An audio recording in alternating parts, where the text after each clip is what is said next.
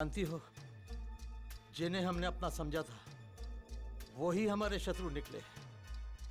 इसलिए आपको और हमें अपने प्राण बचाने के लिए जंगलों में शरण लेनी पड़ रही है। क्या हमारे सैनिक इतने मूर्ख हैं तो हम और बहरूपिये में अंतर नहीं जान सके? सैनिकों का कहना है कि वो आप जैसे ही था, इसलिए वो उसका भेद नहीं जान सके। हम उन सैनिकों को सूली पर चढ़ा देंगे। कहीं वो सैनिक उस बहरूपिये से मिले हुए तो नहीं है? हाँ भुवन सिंह जी, हमने भी आपको पहले ही कह दिया था कि उन अतिथि युवराजों को अपने अपने राज्य वापस भेज दो, किंतु आपने हमारी बात पर ध्यान ही नहीं दिया। भुवन सिंह जी, यदि समय रहते उन षड्यंत्रकारी अतिथि युवराजों को इस महल के बाहर का मार्ग दिखा दिया होता तो आज हमें यह दिन नहीं देखना पड़ता। क्या ये तुम क्या उल्टी सीधी बातें कर रहे हो चंगू? कोई बहरूपिया महल में आकर हमारी चंदू को भगा कैसे ले जा सकता है? वो बहरूपिया महल में आया नहीं था, अपितु पहले से ही अतिथि बनकर रह रहा था। ऐसा करके हम अपने पैरों पे कुल्हाड़ी नहीं मार सकते चंगू। इन दिनों जरूर इस पूरे रूपनगर में किसी बुरी छाया का प्रकोप फैला हुआ है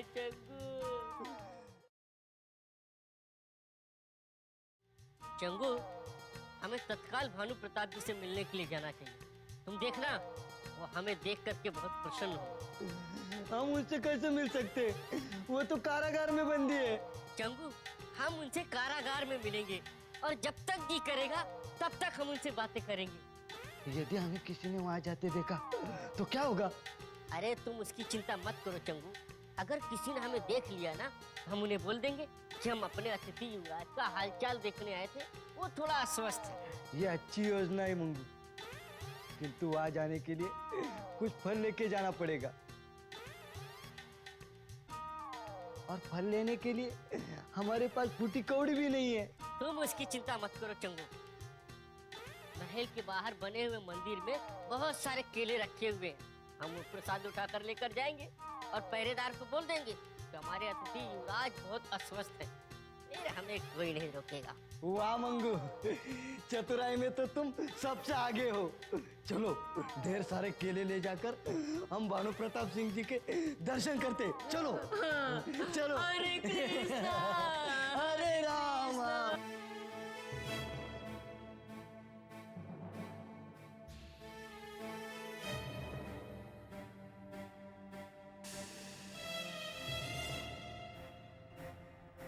सरकार, क्या सोच रहे हैं? हम सोच रहे हैं सौरावर कि ऊपर वाले ने हमारे भाग्य में न जाने कितने कष्ट लिखे। अलकापुरी का एक लौता युवराज होने के बाद भी हम इतने कष्ट उठाकर यहाँ रूपनगर तक पहुंचे, और रूपनगर में पहुंचने के बाद चंद्रमुखी का साथ पाने के बजाय हम कारागार में तुम जैसे गधे का साथ पाए। सरकार, आप मुझे गधा मत कहिए। क्यों? क्योंकि मैं आपका होने वाला मुख्य सेनापति हूँ। यदि इन सैनिकों ने आपकी बातों को सुन लिया तो आपकी रही सही इज्जत पर भी बच्चा लग जाएगा। भानु प्रताप जी, भानु प्रताप जी। अरे चंगू बंगू, तुम दोनों आ गए। तुम दोनों की स्वामी भक्ति बहुत महान है। तुम हमें मिलने कारागार तक पहुंच गए। हुजूर, ये कारागार तो क्या, यदि आपको नरक में भी भेज दिया जाता तो हम चंगू मंगू वहाँ भी आ जाते हुजूर। आपके बगैर हम दोनों नहीं रह सकते हुजूर। लीजिए, हम आपके लिए फल लेके आए। हम जानते हैं कि इस कारागार में खाने के लिए वायु के अलावा कुछ नहीं मिलता। वाह, मैं अपने हाथों से अपने स्वामी को खिलाऊंगा।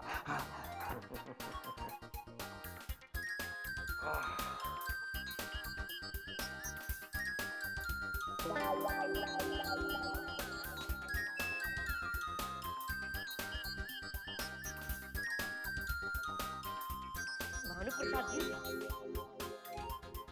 कारागार में ये भूखा तुच्छ नरभक्षी पशु कहाँ से घुस आया?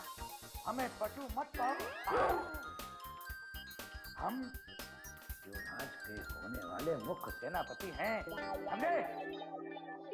सरकार, क्या ये दोनों वही चूहे हैं जो आपकी दिन रात सेवा करते हैं? इन्हें चूहे मत कहो, ये सच्चे स्वामी भक्त हैं। ये है मंगू और ये है चंगू, और ये हमारा सेवक जोरावर है। हुजूर, मुझे तो ये भूखा पागल पशु दिखाई देता है। देखिए देखिए, ऐसे खा रहा है जैसे जीवन में कभी खाना खाया ही ना हो। सैनिकों, इस पागल को किसके साथ रखा है? आप जानते नहीं ये कौन है? ये अलकापुरी के युवराज भानु प्रताप सिंह जी है। इस पागल को लेके जाइए और वहां रखिए जहाँ पागल पशु रखे जाते हैं।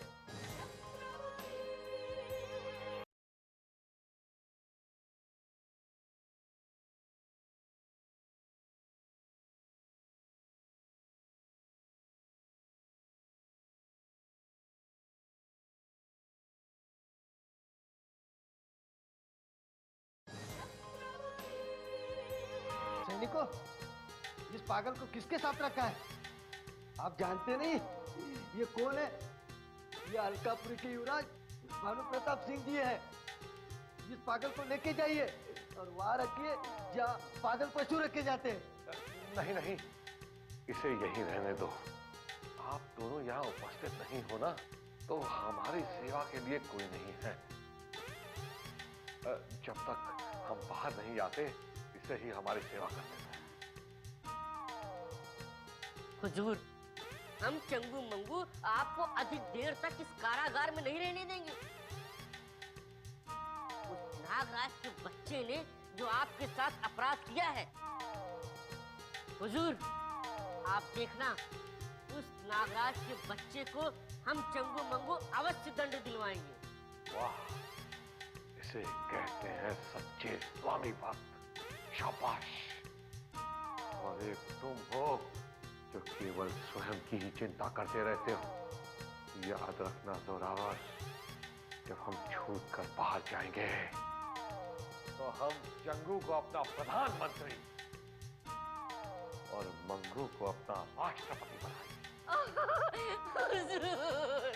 हुजूर, आप कितने अच्छे हैं हुजूर। हुजूर, हम अभी उस भुवन सिंह जी के पास जाते हैं और आपको इस कारागार से रिहा करने की प्रार्थना करते हैं हुजूर। चंगू, चलो चलो हुजूर।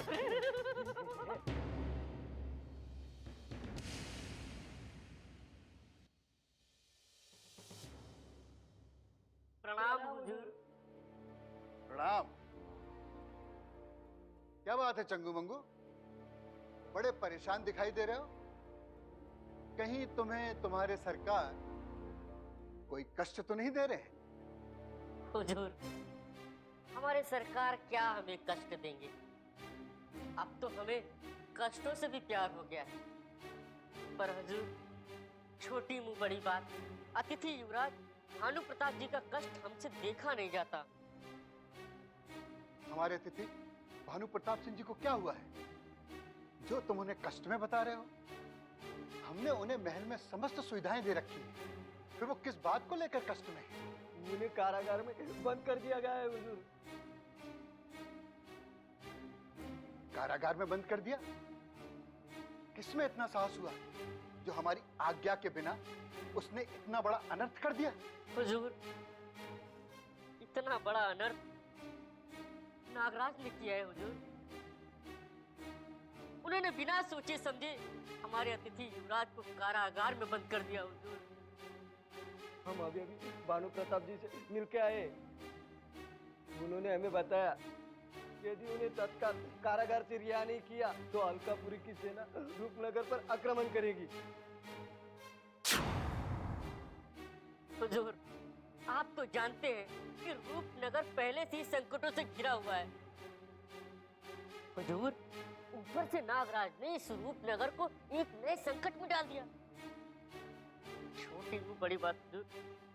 अगर नागराज जी इसी तरह मनमानी करते रहे ना तो इस रूपनगर का क्या होगा हुजूर? हम अभी और इसी समय नागराज से मिलकर आते हैं।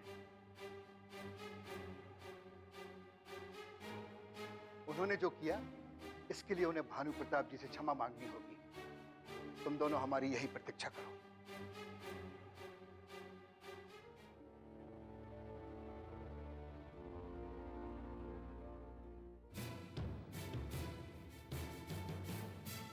नागराज,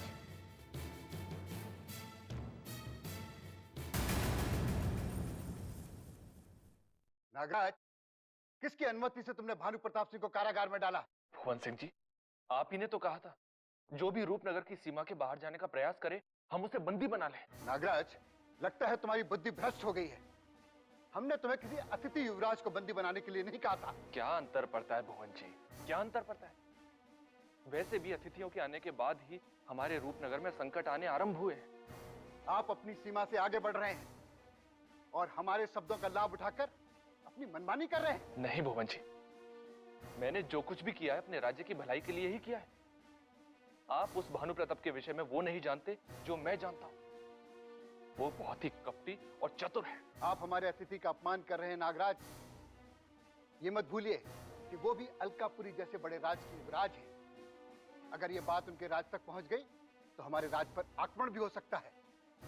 अरे हम पहले ही विपत्तियों से घिरे हैं और आपकी इस नादानी से हमारे राज को हानि भी हो सकती है। ये आप क्या कहने भुवन जी? मैं इस राज्य के लिए अपने प्राण भी त्याग सकता हूं। हमें आपके प्राणों की आवश्यकता नहीं है।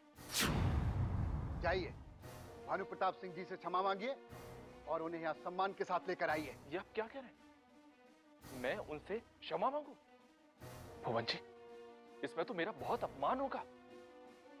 मेरा ही क्या, इस रूपनगर राज्य का भी अपमान होगा। रूपनगर की प्रजा क्या कहेगी भुवन जी कि एक उच्च अधिकारी ने दूसरे राज्य के एक व्यक्ति से क्षमा मांगी?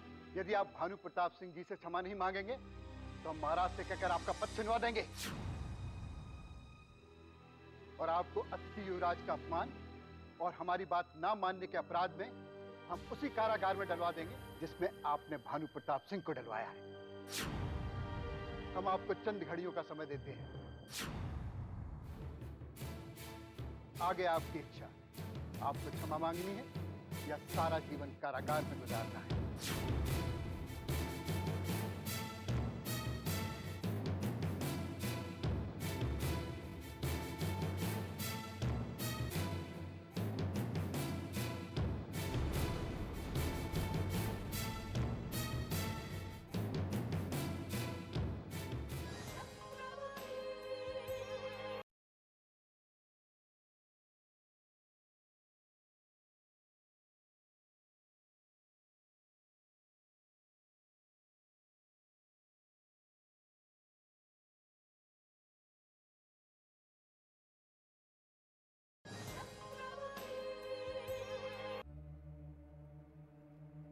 सैनिक, द्वार खोलो।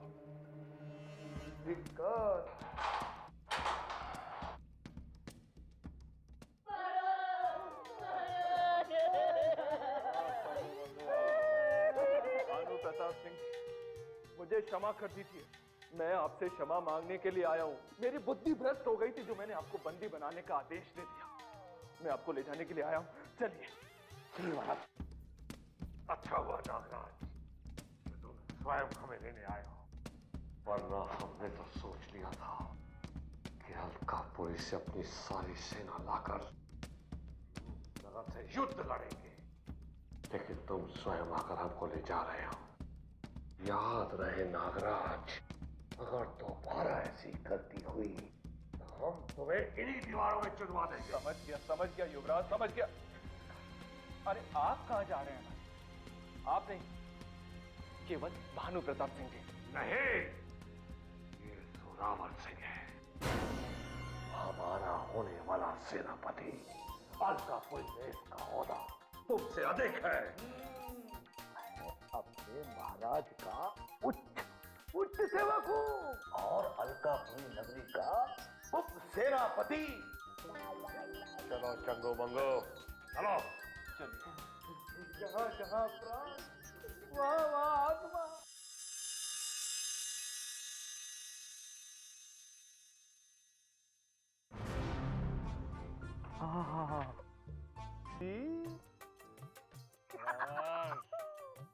हम कुंवर भानु प्रताप सिंह हैं। हम एक युवराज हैं, युवराज, बाकी सब कुछ नहीं।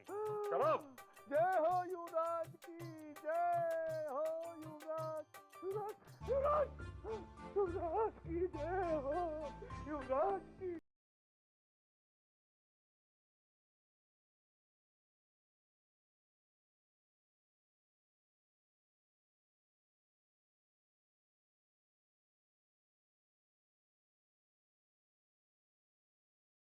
ये लीजिए, मैं आपके अतिथि युवराज को लेकर आया हूं।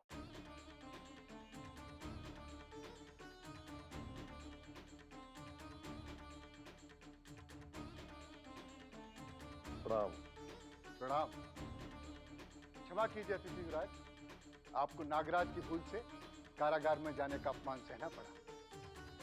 नहीं नहीं भुवन सिंह जी, आपको क्षमा मांगने की कोई आवश्यकता नहीं है। जो गलती करता है क्षमा भी उसे ही मांगनी पड़ती है। नागराज को अपनी गलती का एहसास हो गया। वो हमारे पास आया था, बहुत गिड़गिड़ाया, हमारे कदमों में बैठ के माफी मांगी और हमने भी दया करके माफ कर दिया उसे।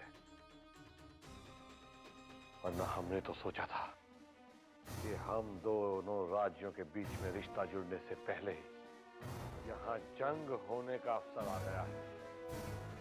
जैसे ही अमलकापुरी पहुंचते अपनी सारी सेना के साथ रूपनगर के ऊपर धावा बोल देते, लेकिन नागराज ने हमसे क्षमा मांगकर हमारे गुस्से को शांत कर दिया। आपका अपमान हमारा अपमान है अतिथि युवराज। आज के पश्चात ऐसा कभी नहीं होगा। हाँ, अब ऐसा होना भी नहीं चाहिए। यदि अगली बार ऐसा हुआ तो हमारे युवराज भानु प्रताप सिंह को क्रोध आ जाएगा, और यदि भानु प्रताप सिंह को क्रोध आ गया तो रूपनगर की सेठ बजा देंगे हमारे युवराज। ये कौन है? हमने पहले भी इन्हें कहीं देखा है। देखा होगा, निरीक्षण करते हुए कारागार में, वही तो था। एक बात और ध्यान से सुन लीजिए, जिस प्रकार आपके इस अज्ञानी अधिकारी ने हमारे महाराज को कारागार में डाला, उसी प्रकार आपकी सेना के एक अज्ञानी अधिकारी ने हमें भी कारागार में डाल दिया था। सरकार, सदियों से कारागार में भूखा पड़ा, अब कुछ भोजन हो जाए, विश्राम। हाँ हाँ जोरावर। हाँ हाँ अवश्य आइए।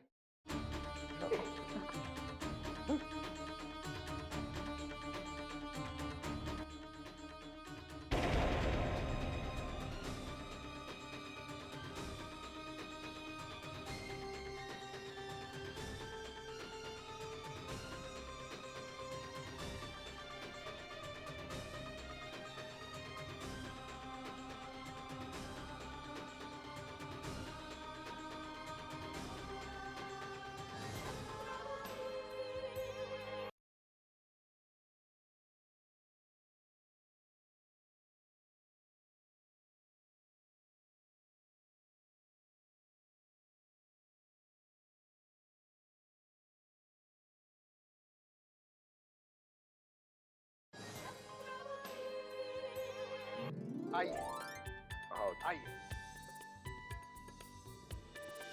आप यहाँ विश्राम कीजिए, मैं आपके लिए भोजन और वस्त्रों का प्रबंध करता हूँ। धन्यवाद। चलो। सरकार, ये भोजन तो ठीक था, किंतु वस्त्र, इन वस्त्रों पर गंध आ रही है, वो भी मरे हुए गधे की। वाह वाह वाह वाह वाह सरकार, वाह! ऐसा भव्य महल, आनंद आ गया। कारागार में पड़े मैंने कभी सोचा भी नहीं था कि मुझे ऐसे भव्य कक्ष में आराम करने को मिलेगा। अपनी खाल में बने रहो, याद रखो, ये भव्य महल हमारे लिए है, तुम्हारे लिए नहीं। हम युवराज हैं, तुम नहीं। जाओ और हमारे कदमों को दबाओ। बैठो उधर नीचे। हाँ। दबाओ।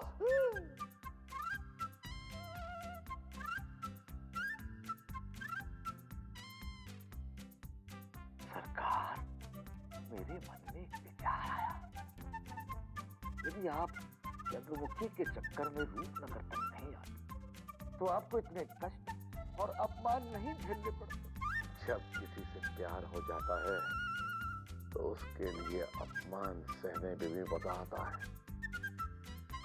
देखना, जब राजकुमारी चंद्रमुखी को पता चलेगा कि हमने उसके लिए कितने अपमान सहे हैं, तो उनकी आंखें भर आएंगी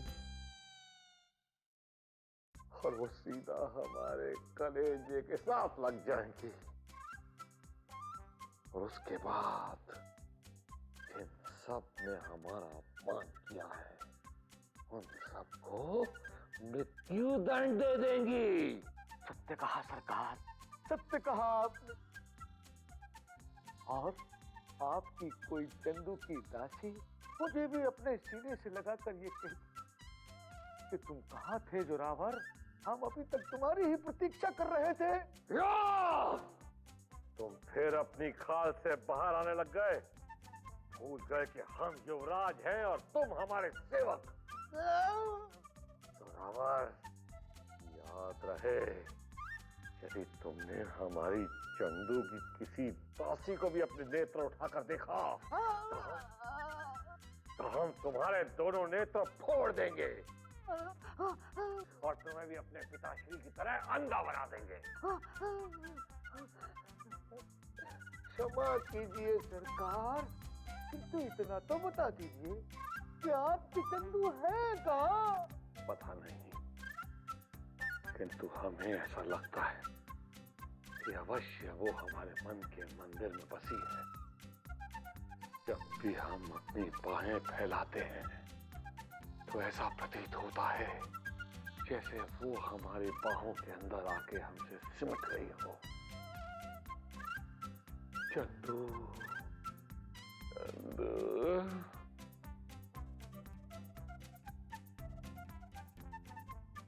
दासी, नए नए कपड़े।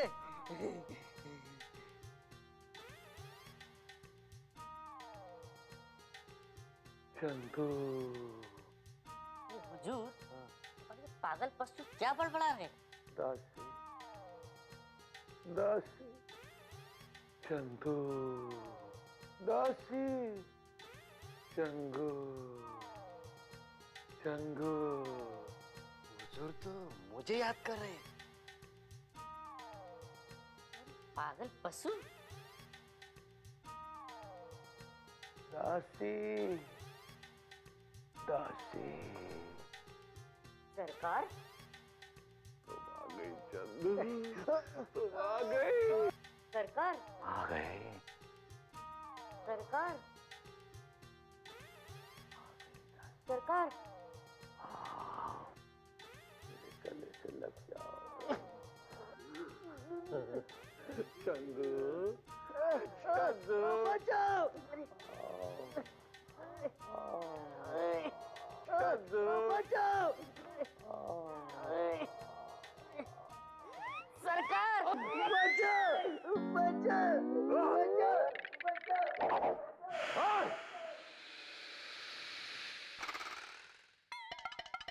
तुम मेरा मुंह क्या देख रहे हो? जाओ नहा कर आओ। हे, रुको रुको रुको रुको, तुम्हारे कपड़े आ जाएंगे तब नहाना। अब हम नहा के आते हैं, तुम विश्राम करो।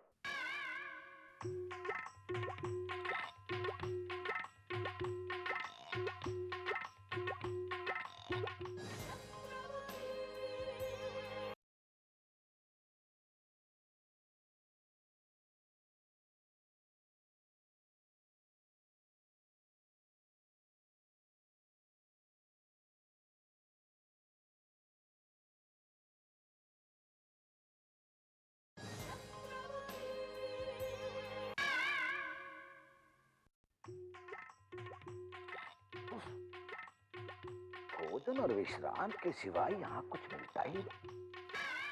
ना तो चंद्रमुखी मिलती है और ना ही कोई उसकी दासी। अरे मिलते हैं तो वो औने पौने आधे अधूरे। इधर उधर की सोच जोरावर और खजाने के बारे में सोच। यदि एक बार खजाना जोरावर तेरे हाथ में आ गया तो भानु प्रताप सिंह को तो मैं ऐसे मार दूंगा।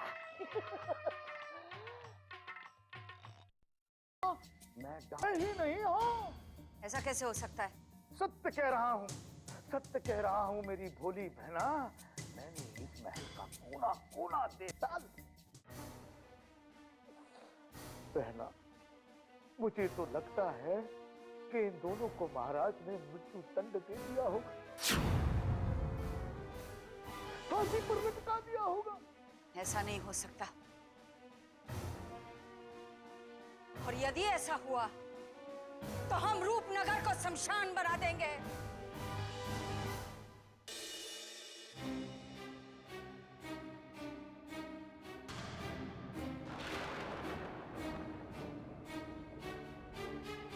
क्या बात है नागराज, आज तुम इतना तिलमिला क्यों रहे हो? क्या बताऊं महामहिम मैं आपको, क्या बताऊं। अब तो मेरे जीने की इच्छा ही नहीं रही है। जी करता है कि जो फांसी का फंदा हमने राजकुमारी चंद्रमुखी के लिए तैयार किया है ना, वो स्वयं अपने हाथों से अपने गले में डालकर आत्महत्या कर लूं बस। तो ऐसा क्या हुआ है जो तुम इतने नाराज हो गए हो? उस भुवन सिंह के कारण मुझे अपमान का घूंट जो पीना पड़ा है महामहिम। नागराज, वो बूढ़ा भुवन सिंह सटिया गया है, तुम उसकी बातों को अपने हृदय में क्यों ले रहे हो? महामहिम, जो मेरे साथ हुआ है ना, यदि आपके साथ हुआ होता तो आप अभी तक महल की छत से जाकर कूद चुके होते, अपने प्राण भी दे चुके होते, और मैं आपके शव के पास बैठा रो रहा होता, अरे मेरे महामहिम चले गए भैया। नागराज, में बातों में मत उलझाओ और साफ साफ बताओ, हुआ क्या? क्या बताऊं महामहिम, क्या बताऊं। मैंने अपने प्राण संकट में डालकर उस कुंवर भानु प्रताप सिंह को बंदी बनाया और कारागार में डाल दिया। क्या तुमने कुंवर भानु प्रताप सिंह को कारागार में डाला? ये तो बड़ी प्रसन्नता की बात है, परंतु तुमने ऐसा किया क्यों? महामहिम, मैंने सोचा कि हमारे मार्ग में जितने भी कांटे हैं उन्हें एक एक करके निकाल दो, ताकि शीघ्र से शीघ्र आप इस रूपनगर के महाराज बन जाएं और मैं आपका प्रधानमंत्री। परंतु परंतु क्या? क्या वो भानु प्रताप सिंह भी कारागार से लुप्त हो गया, उस बंदी युवती की तरह? नहीं महामहिम, वो भानु प्रताप सिंह कहीं लुप्त नहीं हुआ है, अपितु वो भुवन सिंह अवश्य पागल हो गया। महामहिम, उसने मेरी प्रशंसा करने के बजाय उस भानु प्रताप सिंह को कारागार से मुक्त करा दिया और उसी भानु प्रताप सिंह से मुझे माफी मांगने के लिए भी कहा। सोचिए महामहिम, सोचिए, जिस राज्य का मैं प्रधानमंत्री बनने वाला हूं, उसी राज्य के सैनिकों के सामने मुझे उसी भानु प्रताप सिंह से माफी मांगनी पड़ी। उस बूढ़े भुवन सिंह ने भानु प्रताप सिंह को कारागार से मुक्त कर दिया? कहीं ऐसा तो नहीं कि वो दोनों एक दूसरे से मिले हुए हैं और इस राज्य को हथियाने के लिए कोई षड्यंत्र कर रहे हो? महामहिम, ये आपको क्या हो गया? अपमान मेरा हुआ है और मस्तिष्क आपका हिल गया है। भुवन सिंह जी इस राज्य के सबसे भरोसेमंद अधिकारी हैं, सबसे भरोसेमंद। उन पर संदेह करना मतलब सूरज को रोशनी दिखाने के बराबर होगा महामहिम। नागराज, राजपाट का लालच पिता पुत्र में बैर करवा देता है, परंतु तुम चिंता मत करो, हम इस बात की जड़ तक जाएंगे। और यदि वो बूढ़ा भुवन सिंह कोई षड्यंत्र कर रहा है तो हम उसे दंड दिलवा कर रहेंगे। और मेरा जो अपमान हुआ है महामहिम, उसकी आपको कोई चिंता नहीं है? उसका क्या? मैं जो अपनी जान देने की सोच रहा था, उसके बारे में आपने कुछ भी नहीं सोचा? नहीं महामहिम, मुझे आपसे ये आशा नहीं थी। मैं तो सोच रहा था कि मेरे जान देने की बात सुनकर आप स्वयं वो फांसी का फंदा अपने गले में डालकर अपनी जान दे देंगे, परंतु आप तो... वाकई तुम्हारे अपमान के बारे में सुनकर हमें क्रोध आ गया है, किंतु यदि हम अपने प्राण दे देंगे तो तुम्हारे अपमान का बदला कौन लेगा? तो आप मेरे अपमान का बदला अवश्य लेंगे ना महामहिम? अवश्य नागराज, अवश्य। हम उस बूढ़े भुवन सिंह को तुम्हारे अपमान का ऐसा दंड देंगे कि भविष्य में कभी कोई किसी का अपमान नहीं करेगा। तो चलिए महामहिम, अभी इसी समय चलकर उस भुवन सिंह को उसी फांसी के फंदे पर लटका दीजिए जो हमने राजकुमारी चंद्रमुखी के लिए तैयार किया था। इतनी जल्दी क्या है नागराज? यदि हमने उस बूढ़े भुवन सिंह को फांसी के फंदे पर लटका दिया तो उसके सारे राज खत्म हो जाएंगे जो हमारे महाराजा और तुम्हारे प्रधानमंत्री बनने के बाद काम आएंगे। इसीलिए थोड़ी प्रतीक्षा करो, समय आने पर हम उस बूढ़े भुवन सिंह को फांसी के फंदे पर लटकाएंगे और तुम्हारे हाथों से उसे वो फांसी का फंदा पहनाएंगे। नागराज, अब तुम जाओ और हमें अकेले में कुछ सोचने दो।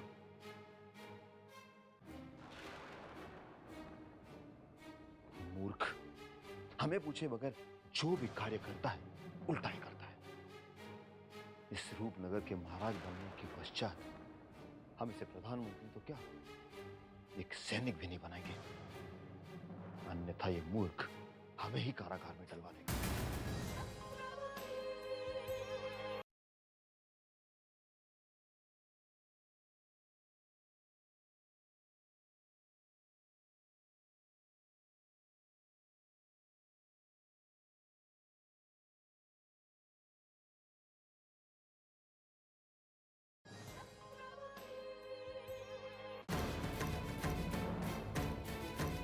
नागराज जी, अरे सुनिए तो।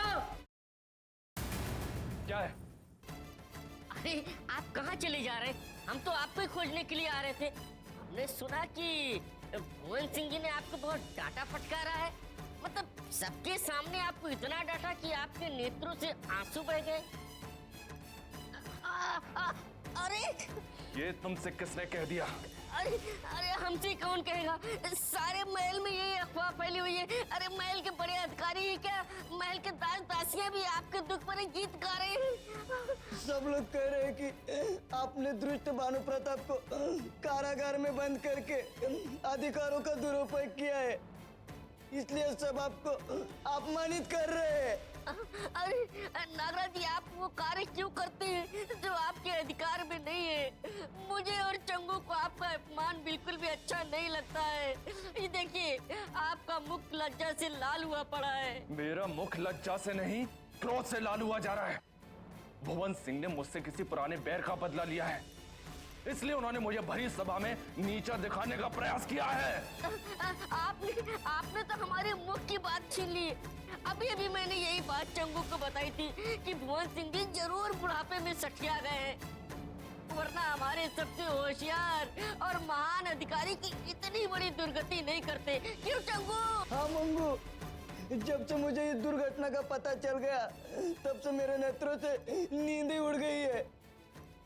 आप चिंता मत कीजिए नागराज जी, सारा रूपनगर आप पे हंस रहा होगा, किंतु हम आपके साथ हैं।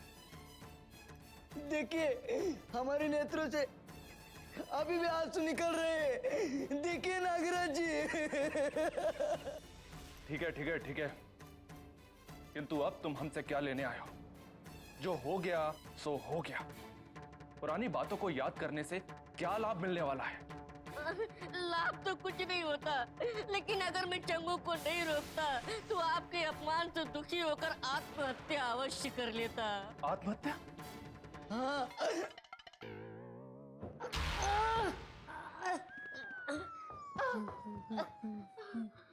क्या चंगू आत्महत्या करने वाला था?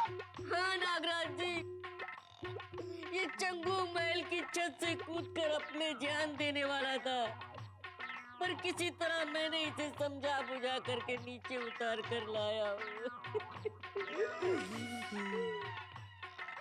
चंगू, मेरे भाई, मेरे पास आओ, आओ आओ आओ, मेरे पास आओ। तुमने ऐसा क्यों किया चंगू? क्या तुम नहीं जानते? मनुष्य का जीवन एक बार ही मिलता है। किंतु अब किंतु परंतु छोड़ो चंगू, अब तुम नागराज जी को बोल दो कि बड़े होकर के बिल्कुल नागराज जी के जैसा ही बनना चाहते हो। अच्छा, क्या तुम मेरे जैसा बनना चाहते हो? नागराज जी, ये आपके सामने लज्जा से बोल नहीं पा रहा है, पर इसने एक बार ही नहीं अपितु सैकड़ों बार मुझसे बोला है कि मैं नागराज जी के जैसा महान, सूरवीर और बुद्धिमान बनना चाहता हूँ। क्यों चंगू, मैं ठीक कह रहा हूँ ना? देखिए, अब आप इसे अपना आशीर्वाद दे ही दीजिए। हाँ हाँ, क्यों नहीं, क्यों नहीं। कम से कम इस संसार में एक प्राणी तो ऐसा है जो मेरे जैसा बनना चाहता है, नागराज के जैसा बनना चाहता है। चंगू, मेरा आशीर्वाद सदा तुम्हारे साथ है। नहीं, आप जैसे दुष्ट का आशीर्वाद नहीं चाहिए मुझे। मैं इस जन्म में क्या, अगले 7 जन्मों में भी आपके जैसा नहीं बनना चाहता हूँ। क्या तुम हमारे जैसा नहीं बनना चाहते हो? इसका तात्पर्य ये हुआ कि इस मूर्ख मंगू ने हमसे झूठ बोला है। नहीं नागराज जी, मैं तो आपको बस प्रसन्न करने की कोशिश कर रहा था नागराज जी, मुझे माफ कर दीजिए नागराज जी। तुम दोनों हमारे जले पर नमक छिड़कने आए हो, मैं तुम दोनों को छोड़ूंगा नहीं। कहाँ गए दोनों? भुवन सिंह की वजह से मुझे ये दिन देखना पड़ रहा है।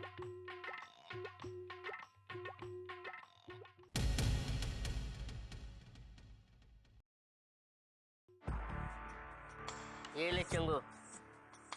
लगता है मंगू, ये बाजी भी तू ही जीतेगा। आज मेरा भाग्य साथ नहीं दे रहा है। पता नहीं आज सवेरे सवेरे मैंने किसका मुख देख लिया जो उल्टे पासे पड़ रहे हैं। चंगू, कहीं तुमने आज भानु प्रताप के सेवक जोरावर का मुख तो नहीं देख लिया?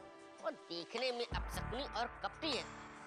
कदाचित इसीलिए आज तुम्हारी हार पे हार हो रही। कहा तुमने उस कपटी का नाम ले लिया। अब लगता है आज हमें भोजन नहीं मिलेगा। वो दुष्ट का मुख देखकर समझ में नहीं आता वो मनुष्य है या पशु। चंगू, मुझे तो ना वो मनुष्य लगता है और न पशु। मुझे तो ऐसा लगता है कि जैसे वो किसी दूसरे ग्रह का प्राणी। खैर जो भी हो, पर उसमें और हम दोनों में कोई खास फर्क नहीं है। वो अपने भानु प्रताप जी की चाकरी करता है और हम लोग अपने सरकार धुआं सिंह जी की। ये बात नहीं मंगू, उस